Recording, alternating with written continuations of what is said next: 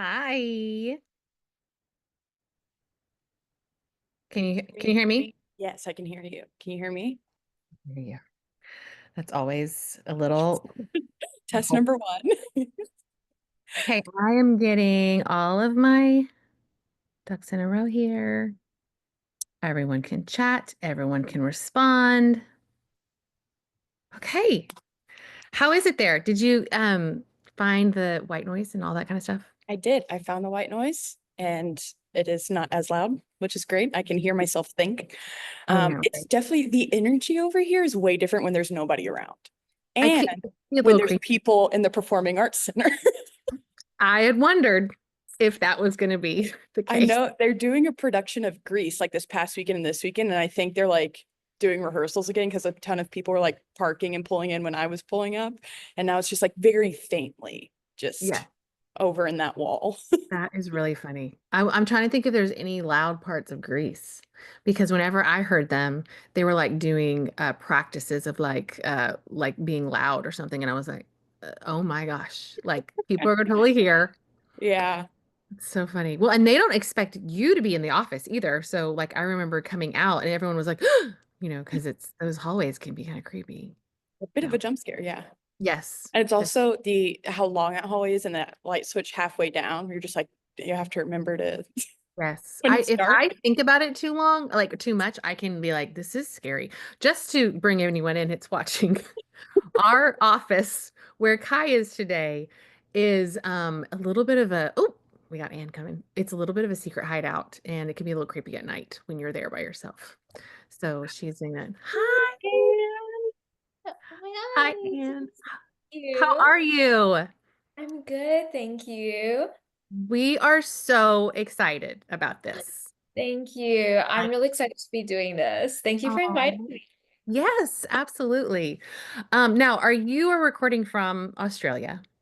And Yes, I'm. Kai was telling me you're actually recording like in our time, it's tomorrow in your world for us. Yeah. So it's Wednesday right now. I know it gets so confusing every time, like when I'm like coordinating with like my US publishers as well. It's Yes. like, yeah, I'm literally like in the future by a day. Yes. I was just saying, I was like, she's going to visit us from the future. It's like I time know. travel. That It is really so is. fun.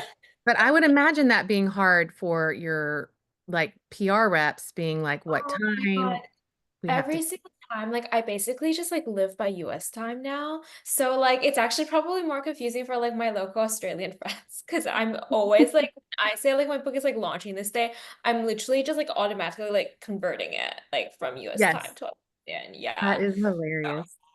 yeah, That's it takes a while to like get used to it, but I think we get it now. They know they've got an Australian on the team. Yes, I love that. Well, and I think, I mean, I know Kai. So by the way, I'm Allison. I'm one of the co-owners of Fabled. I Oh, And love it. I'm We're Kai. launching. I Yes. love to meet you in person. We've been emailing for several months, so this is so My exciting. God. It's so nice to be able to like put like a face to like the name, especially because in publishing like so much is like emails, right? So yeah, it's lovely to see your face at last. I'm so glad. And she was telling me, I was reading your bio and how you are in Australia, but you end up with you have American accent too. Yeah. I Happen. mean, yeah, does it sound American? I always feel like I Totally need. sounds American.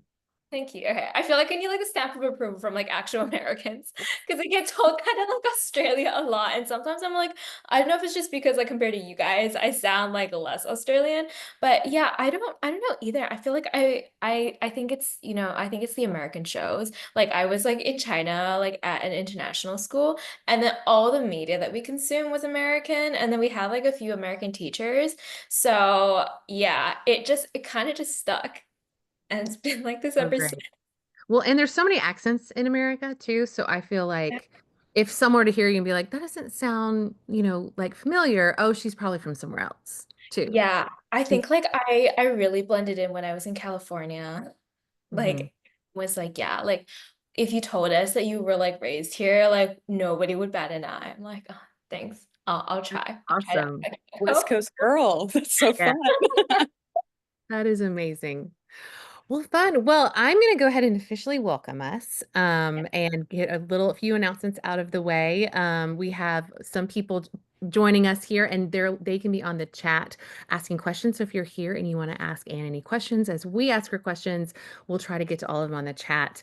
The fun thing about our book clubs is that everyone has read the book. So we get to dig in to all of the things. And we have found that some authors are like, whoa, I've like not experienced this. I'm so used to pitching the story without having to talk about the ending. So spoilers abound in this book club. And so if you haven't finished the book, which you have to finish the book, please feel free to close out, and we will send an email about 24 hours later. Like, so tomorrow, everyone who signed up for the Zoom tonight will receive an email that will have this recording. And so you can open it at your leisure and after you finish the book. But we always like to say that because we are not spoilers here at Fabled. We are pro enjoying the entire book. So that is, let me see if there's anything else. Oh, and we will be announcing our next book club announcement after our discussion with Anne. Anne, feel free to stick around for that. And I'm usually joined with our book buyer, Elizabeth, but today I get to have Kai, our communications manager, with us, which is so fun because we're obsessed with the book. I mean, absolutely. I Genuinely. texted Kai. I mean, I'm serious. I texted Kai and was like, oh my gosh, 5 stars, so fun. Absolutely loved Yeah. it. Yeah, Yes. I think every day this week that Allison and I have seen each other, we've just talked about the book, not needing to. Like, it's not in preparation for this. It's just because we enjoyed it so much. And yeah, I am so thrilled to be here tonight. Usually Elizabeth is the other dynamic duo for our virtual events, but she actually handed me this book last fall and was like, you're going to love this. And she was absolutely correct. So to get us started, I'm just going to introduce you by reading your bio and then hopping into our first question. So Ann Liang is the New York Times and indie bestselling author of the critically acclaimed YA novels This Time It's Real, If You Could See the Sun, and I Hope This Doesn't Find You. Her books have sold in over 20 foreign territories. Born in Beijing, she grew up traveling back and forth between China and Australia, but somehow ended up with an American accent. She now lives in Melbourne, where she can be found making overambitious to-do lists and having profound conversations with her pet Labradoodle about who's a good dog, which is such a fun pastime.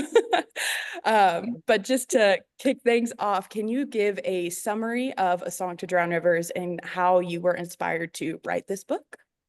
Yeah, so A Song of John Rivers, it is a historical novel that's set in ancient China, and it's actually inspired by one of the legends of the four beauties of ancient China. So Xishi she's this like legendary beauty who's so beautiful. They say that like when fish see her, they literally will like sink beneath the river. And so that was something that like I kind of referenced in the opening passage for this book. And I've always wanted to try writing like historical fiction. I was like a history student when I was in uni, and it was actually like one of my favorite subjects, like all the way back in high school, because I was just most drawn to like the story part, like the narrative of it, and like how we tell these tales and like who is like the ultimate victor and like who is painted as like the villain in hindsight. And then so I wrote this book in around like 2022 before my debut book had actually even been published. And so it was something that I was kind of just like writing for myself. I'd been going down this like rabbit hole of just like ancient Chinese legends. And when I saw the one about Xishi, it just like kind of triggered this memory because my mom would like tell me tales about her when I was much younger. But all I really knew in the beginning was just like, oh, like she's super pretty, which I was like, well, good for her. Like that was it.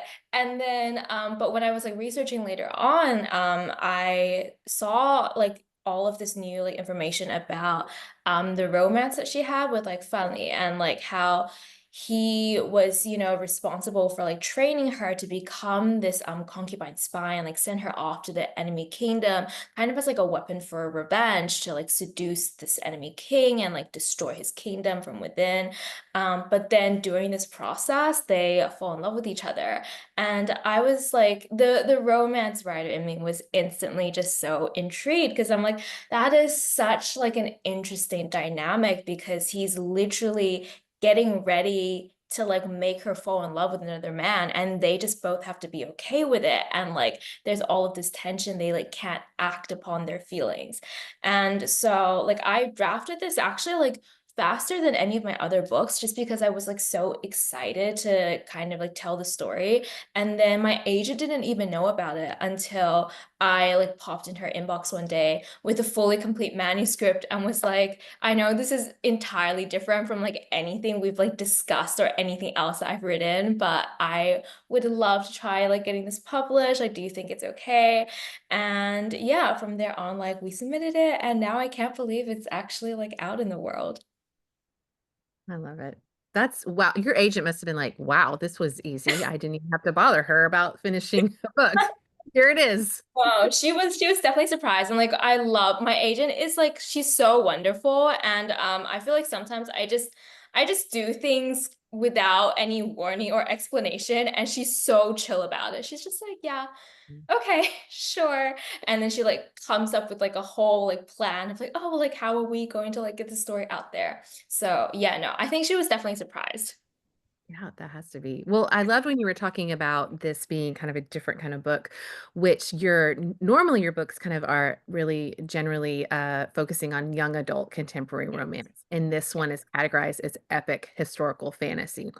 So it had to be different to write this book. Like, is it intimidating to write historical novel? Like, are you like I would think that it would if you're writing about something that, was believed to be happened, you have to dive deep into the research and how deep do you go and what is too much, and especially when it's a legend too. I'd love to hear about that. Yeah. And I mean, I wasn't just intimidated by the fact that this was like a completely new format and genre, but it was also just because I so badly wanted to do justice to this story. And like Cishi's legend is already so well known in China.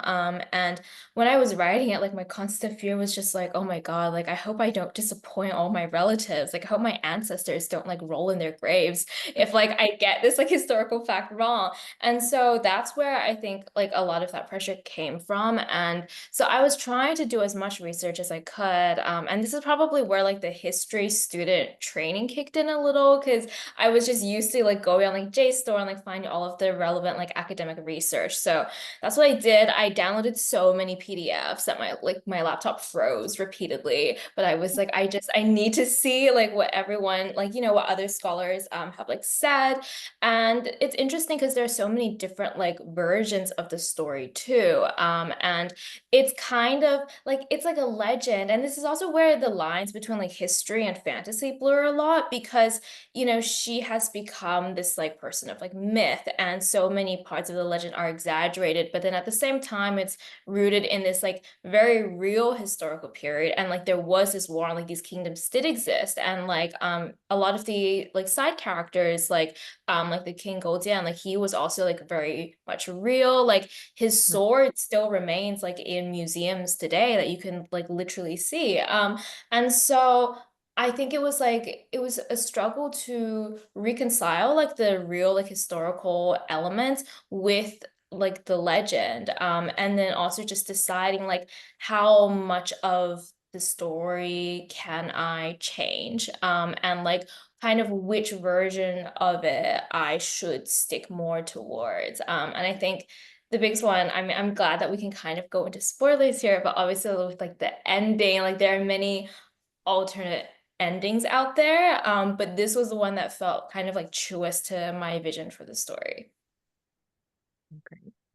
Yeah, that's so cool. And it's, the balance between the history and the storytelling and the research and the creativeness, it's so well done in this book. So thank you. It was very fun to like learn stuff. And I know that this is a very popular legend in Chinese history, but I had never heard about it before. And so it was fun also to like learn and go kind of Google and research myself afterwards of like, oh, I want to learn more about this and, the other beauties of China and their stories. So that was a really cool window and opportunity here in America that I think you did really well on. I wanted to ask about the deep connection between Xisha and Fanli. you built that in such a short amount of time because they are actually separated for most of the book. So I wanted to ask, where did you draw inspiration for the depth of their attachment, and how did you kind of fit that into such a small window? That was definitely a challenge, and I think I needed to decide very early on like how I wanted to portray the relationship because I think there's definitely like as I was writing it, I was thinking about this. There's definitely this alternate universe where I could have chosen to write this book as like a romantasy, and then the whole like the romance subplot would become like the focus, and like there would be way more scenes with them, and honestly things would probably be like a lot spicier. But in this particular version I was like it's like it's more about like Cisha's journey, and of course because you also have like Fuchai, who is this other like major like moving piece, like both like politically and like emotionally for Cisha as well. So I was like, okay, I need to be kind of like economic about how I distribute like the page time and like the scenes. And so I think for me, I really wanted to like lean into like the tension and like the slow burn element where it's like because they never really even kiss or anything. And so so much of their relationship is about like what they don't say and like what they don't do. And it kind of like this relationship half exists inside their minds because they're simply just like imagining like, oh, like I wish we could do this. Like I wish there was like a future where we could actually be together. And so kind of like tapping into that, knowing that like physically they're going to have to be like separated for like a very long duration throughout the book. I love that you mentioned Fuchai and his character, which I felt like he had a lot of depth, and that sometimes you, as a reader, felt sympathetic for him, and there was maybe a connection with him and Sisha. And so, talk about writing those complicated emotions or characters, because I really thought that was interesting. Like he seemed a little more gray to me than Yeah. I I had. mean, I love villains. Like I love writing morally gray characters, I think. And I feel like, you know, like the villain who is kind of just presented as like purely evil and they're just like out to destroy the world and that's it. Like I feel like both as a reader and writer, I just don't find that as like compelling. And I think that's kind of like the easy way to do it because it's like so obvious like who you should hate.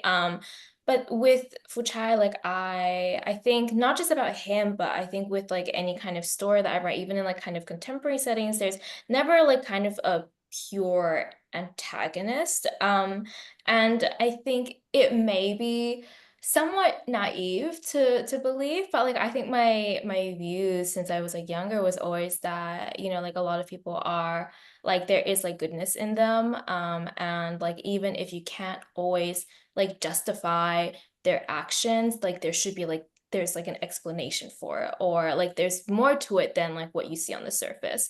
And so with Wuchai's character, I wanted to kind of like go deeper into like his vulnerabilities and like you know he's obviously this like very flawed man but then his feelings for Sishi are so pure in a way and I wanted the reader to struggle with this decision as much as Sisha does because, you know, she goes in there with like a very clear plan. And if he were truly so terrible, like it actually would be quite an easy like task for her to do. You know, she'd simply just like go ahead with it. But it's like this war between what she feels like she should do and what she thinks is right. And then what her heart is like kind of like telling her the longer that they spend together. And I think that's like something that comes up in both those relationships with Fuchai and then kind of like back to Fanli about how it's like the war between like the mind and the heart and like doing like what is like rational and then doing what you like desire deep down. Yeah, absolutely. That leads so perfectly into my next question, which is actually pulled from a quote. In the book, you say, "How fitting that the one who saved my life should now be the one to lead me away from it." And this quote stood out to me and made me question how many times have I let like small moments of trust or vulnerability lead me down paths and places I never would have taken myself. And can you kind of explain the dynamic and symbolism of Fanli leading Xisha into her destiny and just like the complications that arise with it? Yeah. And I think it's also it's kind of like you never know how something will look until you get to the end, if that makes sense. Like, because like throughout like a journey, if you pause at various points in the journey, you can be like, oh, well, like I'm so glad like I made this decision. Like, if the book had like ended like halfway through, then maybe there would have been a time when she was like, yes, like this was like I'm glad we met. Like I'm glad like all of this happened. But then obviously like you get to the literal end, like both of the book and well like for life, sorry, it's really nice to go into spoilers, yeah, like because she dies, Right. like, and then so to have that and then knowing like everything that she knows and everything that has like led up to that point, it's kind of like like would she have made the same decision again, like with all of those consequences, and just the fact that like, and I think that's kind of just like a question you think about in general, like is like a brief period of happiness or like knowing someone who is like really special to you, is it worth losing them or like the pain that can come after? That's true. Well, Kai mentioned one of her favorite quotes, and one of mine, which I even said the other day to someone because it was so good. When the hares are caught, the hunting dogs are cooked. I loved that.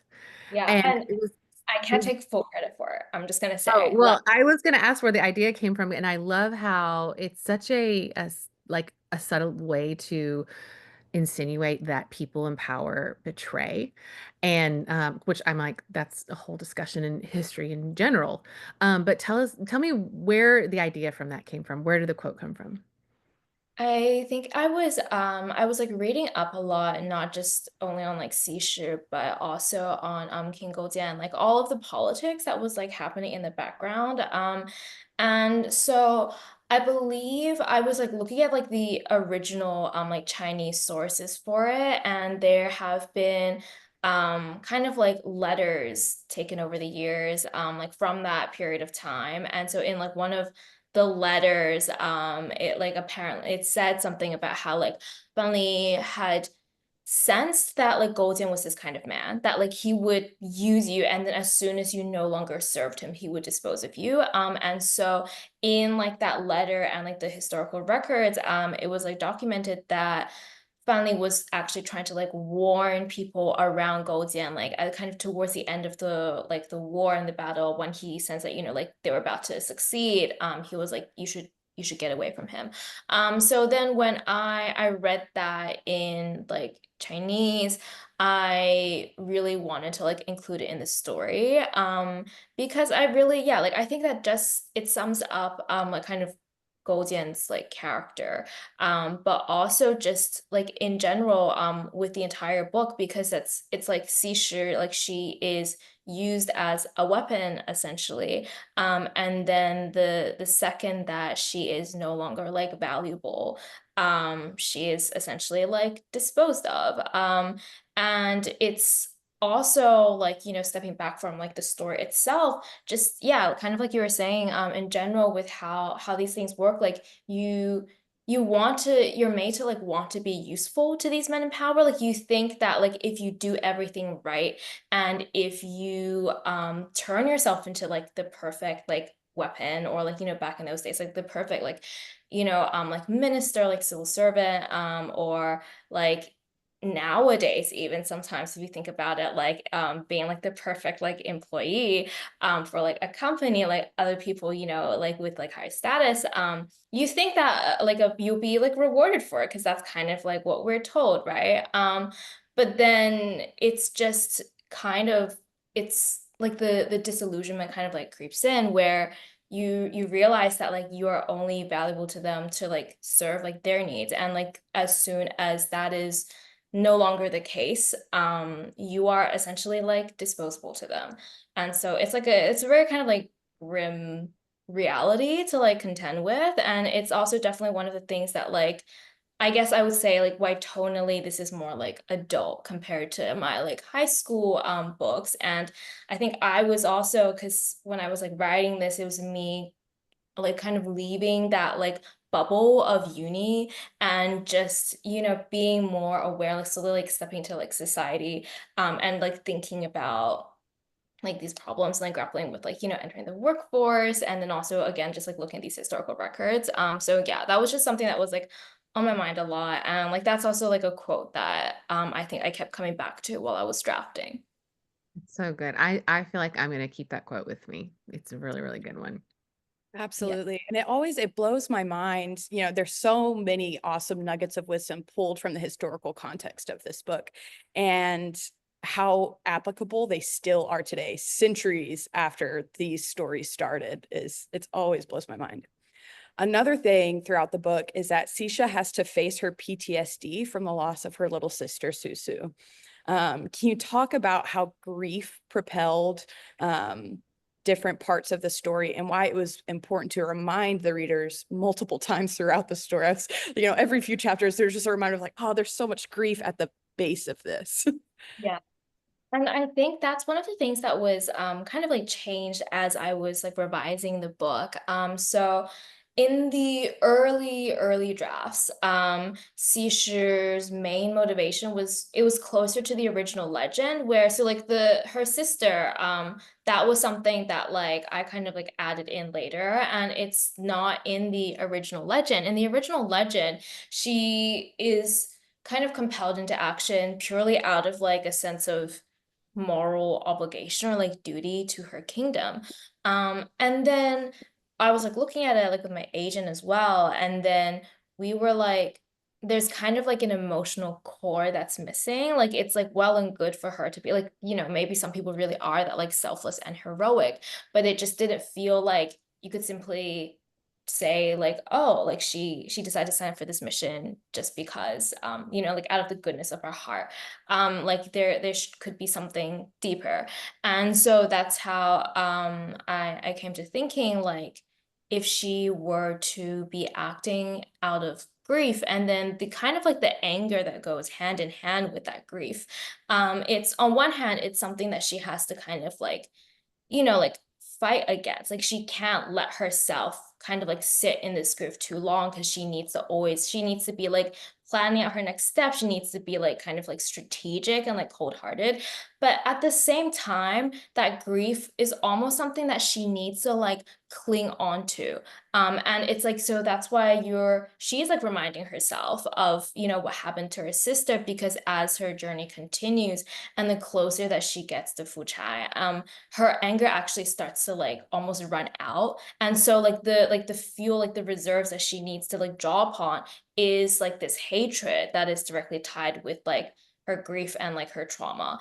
And so like basically, you know, you see in any kind of moment where she starts to soften towards Fuchai, like she has to like tell herself, you know, like remember why you're doing this, like remember like what happened to your sister. And I think that also is what like adds that layer of complexity to her relationship with Fuchai, because in the moments where she actually lets herself kind of enjoy her company, then there's also this sense of guilt, like that she should actually be like grieving the entire time, and like she shouldn't be able to like forget what happened to her sister ever. And so yeah, I think that was like once I we came up with that, like a lot of like the events, like they just clicked into place better. And it was just this through line, like for the entire book. That makes sense. Well, you did mention the ending, which we are mentioning now, how tragic it is. And I was thinking about how ending a love story tragically is brave. I love actually a tragic love story. I feel like we get them few and far between. Did you ever want to end the book differently? Anyone ever talk to you about that? And do you receive feedback from readers about the ending? Oh yes, I received so much feedback. I've definitely gotten a lot of people complaining and asking me to pay for the therapy bills, and I'm like, sorry guys. Yeah, therapy not included, unfortunately, with the book. But like I think from the very beginning, honestly, as soon as I like had the idea for this book, and as soon as like, you know, I had read up on all of these sources, I knew exactly what I wanted the ending to be. And I simply like I couldn't imagine ending it any other way. Because I feel like the heart of the story and like everything that happens, I feel like that meaning changes because of like what Sisha suffers through at the end. And I also think like I love like a tragic romance too. And I don't know if it's like I wasn't always this way. Like I don't know what happened like the past few years. But it's like I think it was also like the influences from like C dramas, because I think in a lot of like the Chinese dramas that I watched, they just do tragedy so well. Like I don't cry very easily when I'm like consuming any kind of media, but I would just like I always kind of tear up when I'm watching like a historical C drama. And I think it goes with this entire like the kind of like the atmosphere of those stories, where like you see depending on how familiar you are with like the C dramas, but you'll see these scenes of people and they're always kind of like bleeding beautifully like in the snow, and it's a lot of like like oh like in the next life, and like cycles of like endless reincarnation, and having to literally like walk through like hellfire or something to like see like the person that they love die. Like it's like they're basically just like coming up with like super creative ways to like emotionally torture their viewers. And so I think a lot of it I definitely like I owe to that. I was like consuming a lot of those shows when I was writing this. And I have actually gotten feedback, including like when we submitted the book to like publishers. I think there were definitely people who were like, well, have you considered maybe not, and just like, giving them like a happy ending. And I guess like, and I considered it, but I think with this one, just like the vision from the get-go was just like so strong. And I just think like I'm sure like that book exists, but it would be another book from this one. Yeah, I liked how you ended it. I I'm not like Allison, where I lean towards I love a tragic ending. I'm like a rom-com, predictable ending, schmoozy all the way kind of girl. Not as dark as we Uh, are. and going into the book, I knew it was a tragedy. I had tried to mentally prepare myself, but still, right there at the end at the river, I was like, save her, save her, save her. But I can't thank you enough for continuing the story after she died. I needed that as someone who was like not like I was prepared, but also not prepared for the tragic ending. Like I knew it was gonna happen, but for you to very smartly continue the story so we had a little bit of resolution and it still be from her perspective, that I needed that. So thank you personally.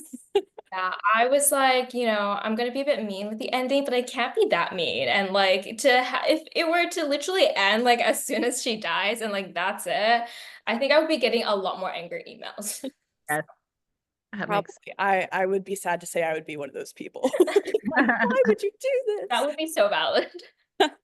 Um, my next question. So I think that what I got from the book is that it could kind of be a cautionary tale in regards to the pressure of expectation, because also just the expectation of others kind of pressured Sisha throughout the story. And so do you think that it's could be considered a cautionary tale still? Ooh, I think that's actually really interesting because, like, until you said that, I didn't realize exactly. But I guess that's something that comes up in like all of my books. And I think I tend to just like put A Song Drowned in Rivers in its own like separate category just because it's, such like a different genre.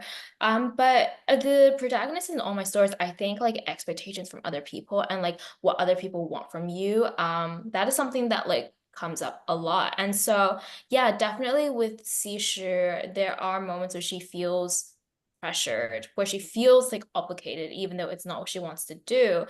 And it really comes down to it being like how much of yourself are you willing to sacrifice to like make other people happy, or whether it's like for like success or like glory, or just something that you consider to be like bigger than yourself.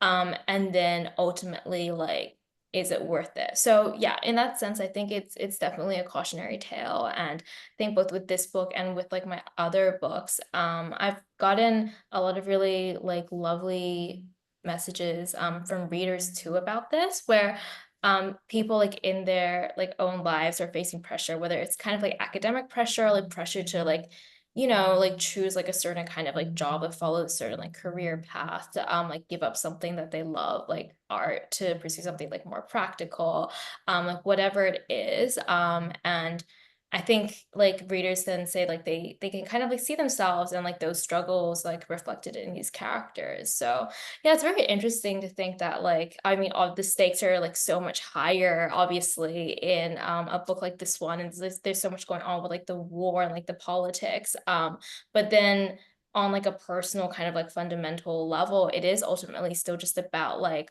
what you truly want and then kind of like what the world wants from you and like where to draw the line in between those things. So true. Well, A Song to Drown Rivers was a Good Morning America pick of the month. What was it like to get that news? Oh my God, I remember. Okay, so like basically, I mean, like publishing, like I was kind of saying before, like publishing runs on emails, right? And then so I get an email, like just like out of the blue, like this is like months before the official announcement, and it's my editor, and she's just like, "Can we call?" And Mm. like, just like when someone suddenly asks Honestly, you to no, you call, can't. you're like, "Did someone die?" Like is my entire publisher like getting like shut down? And then like my agent, like bless her, she immediately also emailed me and was like, don't worry, like it's not bad news. Like no editor is like leaving the imprint. And I was like, okay. So like I was in like not so anxious like a headspace when I hopped onto the call. But yeah, I remember I got on to like it was like a Zoom, and then my editor was like, it was picked for like Good Morning America. And I was like, just kind of like stunned, and I didn't even like I couldn't even really process like what that would mean, because I never really like let myself imagine that this was like a possibility. And so but like after she delivered the news, it was like it all like happened like very quickly, and then suddenly they were like, oh yeah, so they want to do this like virtual interview, and like this is who's going to be interviewing you. And I'm like, oh my God, like I know like I've seen them like on ABC, like on my TV, like my dad like watches like her interviews with like all of these famous people, like what? And then they were like, by the way, like do you want to come to New York, like they want you in the studio. And Mm. I like literally like this was just I was like in my pajamas in my bedroom like in Melbourne. So yeah, it was a lot, and it ended up just being so fun and like so surreal. And then I think my family was also, they were very much like they were so excited for me, but they were also like, we better like keep you humble like before and after this, like please like don't develop a big head, like you still have to like do laundry when you're like here, okay, like yeah. But it was a lot of fun. And then after like actually during like the Good Morning America interview, they wanted to like they were kind of like talking about how the legend was like inspired by like the tales that my mother had told and everything, and like they were really interested in learning more about that. So they asked for like photos of my mom, and so my mom actually ended up just like being like a very major like focus for the segment. And my mom was like even more just like surprised by the whole thing than I was, and she's like, how did I randomly end up on Good Morning America? And I'm like, yeah, That's amazing, though. yeah. I love She that. yeah, she was very happy about it. And I snuck a photo of like my sister in there too, because my sister was like, I'd love to be on TV. And I'm like, well, this is kind of like a once in a lifetime opportunity, so let me see what I can do. So yeah, like I literally like I submitted a photo of like just like me, my mom, and my sister. I think my dad was kind of like salty about it, but I was like, well, I can't squeeze in our entire family. Yes, Like I have to like, can only do so much. But no, yeah, it was such like a magical, like wonderful experience, truly. It's like one of those like big like author dreams that like you just like fantasize about, and then when it actually happens, you're like whoa, like that's like it's incredible. that's awesome. I love to know that too, that like receiving an email like that doesn't necessarily make your mind, like everyone else's mind is like, oh no. When they say, can you, Yeah, like, no, you can't yeah, actually. No. no. Oh, that's so awesome. That's so awesome. Yeah, it's also fun to hear from, just different authors who have won, gotten onto those different lists, and each of them respond almost in the same way. They're just like, I was just living a normal day in life. Yeah, yeah, And exactly. It's like it just like springs up on you. Like you never know. I think that's also just like with publishing, and it's especially because, a lot of us we're like it's like remote work. Like we don't have to we're not like going to the office or anything. So our like day to day is usually like extremely exceptionally boring. And so like when news like this happens, it's always like a shock to the system. Yeah. so cool. Okay, so you've written one book about the four beauties of China. Can we expect anything for the other three, possibly? Because we would receive them happily. This is like, okay, it's really funny because my agent and I like I've gotten this question like since releasing A Song to Drowned Rivers, and it makes me like really really happy that people would like want more, but also it actually like completely like took me by surprise in the beginning, and I was like talking to my agent about this, and we were both like, wait, like we never thought of that. Like for some reason, like it never occurred to us that this could be like a series with like all of the four beauties. I have to say, like right now, that is like not something that like we have planned. But I do have a project that is in kind of like a similar vein, but it's a bit more heavy on the romance, which actually has like it was very like self-indulgent for me to write, and I think it's kind of like me getting to like go to like my romance writer roots while also still keeping like that very like the epic kind of like historical ancient China feel. And so that is something that is coming, and I am like very very excited to share more about it. Can't wait. Well, you are a machine because your newest book just came out like last month, which we have in the shop. I'm Oh, so thank you. excited to read it. So are you constantly working, constantly having ideas, churning things out? Or is your agent like, what a dream of a client who gets it all done?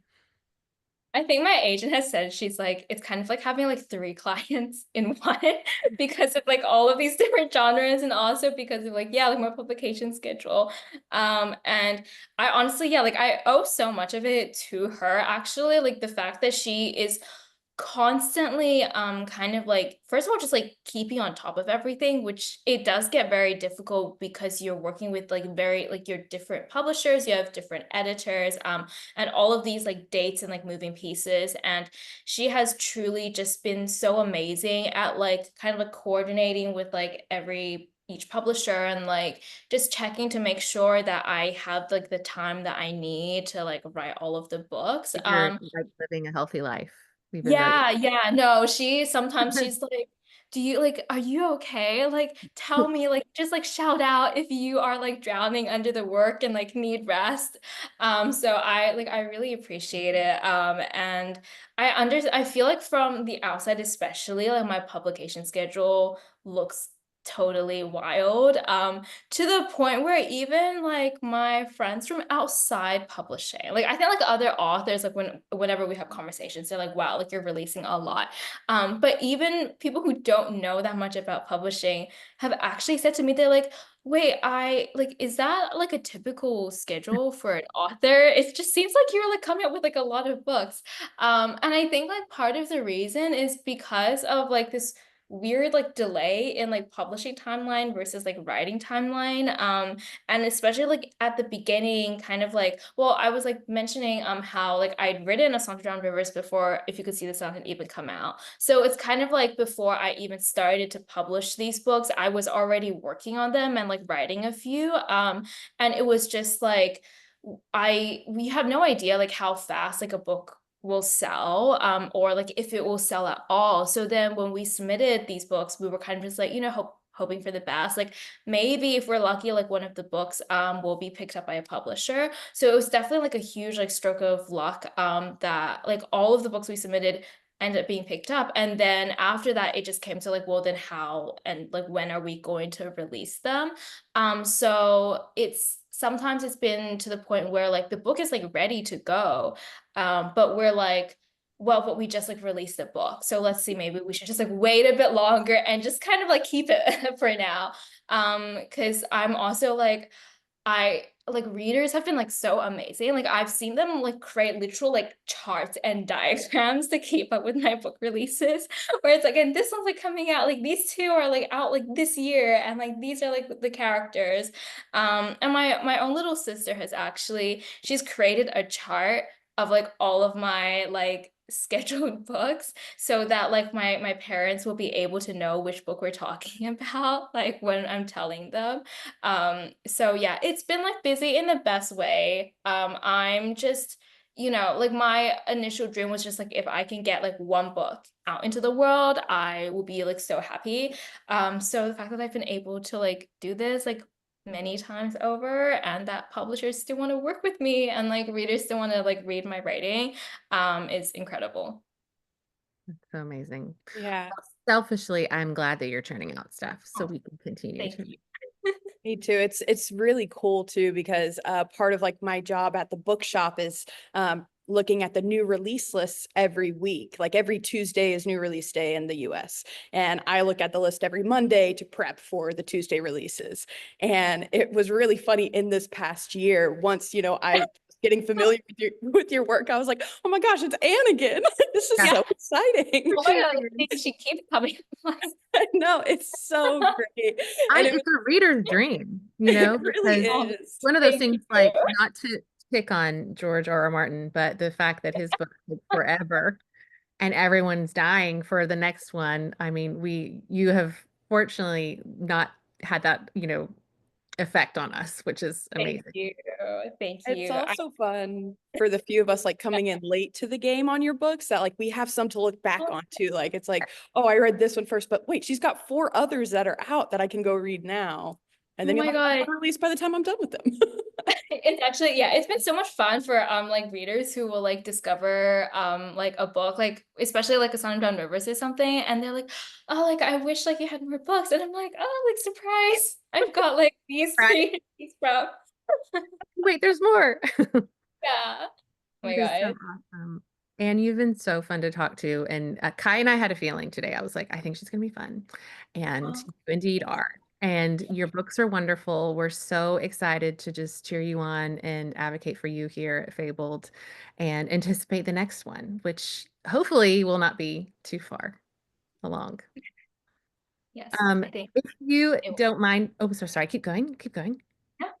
Yeah. So, We're going to talk about have an announcement. Speaking of books and reading, we have an event called the Book Review, which we do quarterly. Elizabeth, our book buyer, and I do. And Kai is going to put the link in the chat to sign up. So Elizabeth and I, if you've seen us before, we will talk about the best books coming out that quarter. So this book review will deal with all the books that come out January through April.